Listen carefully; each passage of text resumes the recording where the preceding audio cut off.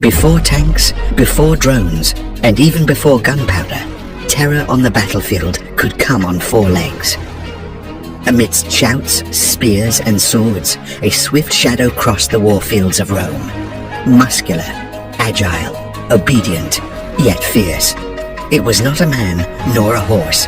It was the Canis Pugnax, the Roman war dog, bred by the Romans to protect, hunt, fight, and kill. The Canis Pugnax was not a camp pet. It was a living weapon. Today, few people know its name.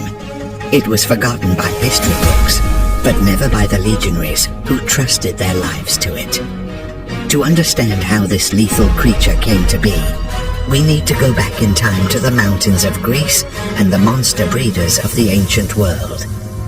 The name Canis Pugnax, in Latin, literally means combat dog. But the animal behind that name did not appear by chance.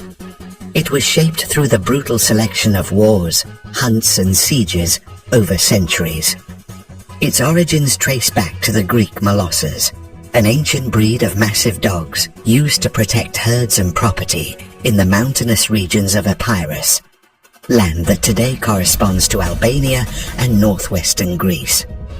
Philosophers like Aristotle and poets like Virgil spoke of these dogs as true beasts, domesticated, loyal to their masters, but capable of tearing a lion's throat if needed.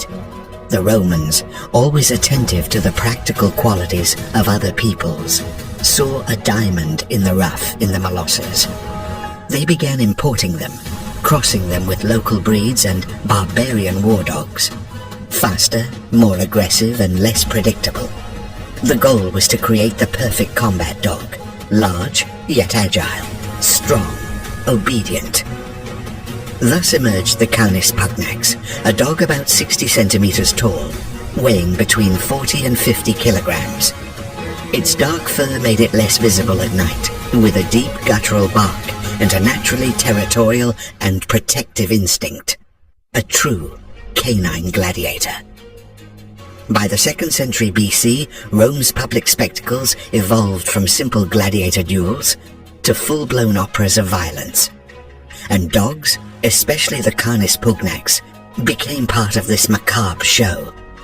Trained to attack with precision, ignore pain, and react to the scent of blood, these dogs were not presented as companions, but as execution beasts. They entered the arena to chase condemned criminals, face unarmed prisoners, or even fight against exotic beasts brought from distant lands. Lions, bears, giant wild boars. Before the fights, they were kept fasting for days to ensure even more aggressive behavior. And when the chains were released, the crowd erupted. The brutality wasn't an accident. It was the climax of the spectacle. Some dogs became so famous they were given names and popular ovations, like true four-legged gladiators. In the arena, the Canis Pugnax was treated as a living weapon, but its true calling was still to be revealed. And soon, Rome would discover that this animal could be much more than a circus monster. It could be a soldier.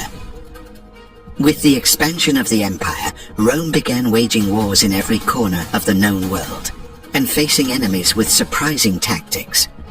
Among them, one caught particular attention: war dogs used by the Celts, Scythians, Germans, and Britons. These dogs attacked with blind ferocity.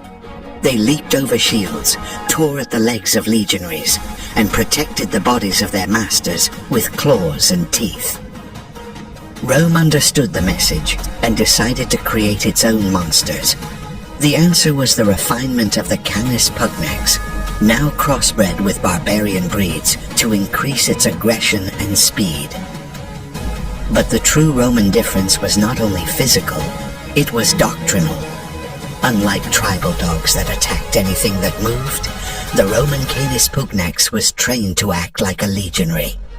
Attack only on command, recognize allies, hold position even under stress, and die alongside its master if necessary. And that's how the Canis Pugnax left the arena, and entered formation, marching alongside armed men, not as an animal, but as part of the deadliest military machine of the ancient world. Like any recruit of the Legion, the dog underwent a rigorous training regimen designed to transform its raw instinct into military discipline.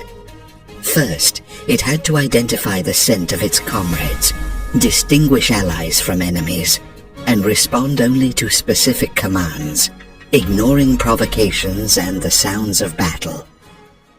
The goal was to create a dog that would not retreat, get distracted, or hesitate. They marched alongside the soldiers, covering up to 35 kilometers a day, often carrying small backpacks strapped to their backs with food, messages, or campaign supplies. They slept in the camps, stood guard during the night, and alerted to the presence of the enemy long before human sentinels. In the castra, the fortified camps, the Canis Pugnax played vital roles, defending the perimeters, protecting supplies, and even guarding prisoners. In areas of constant conflict, like Germania or Dacia, the presence of these dogs significantly increased the security of the troops. More than a fierce animal, the Canis Pugnax was part of the Legion. It lived, marched, and died alongside the soldiers, not out of instinct, but due to a loyalty forged in every battle. Although official accounts rarely give attention to dogs on the battlefield, between the lines, history tells a different story. In the Battle of Vercellae, in 101 BC, the Cimbri used fierce dogs to protect their camps. According to reports, these animals fought until the end, even after the death of their masters. They endured more than many human soldiers.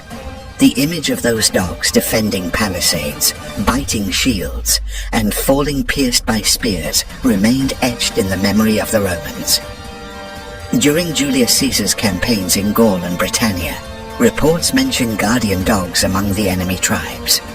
Rome's response was simple: adopt, train, and integrate.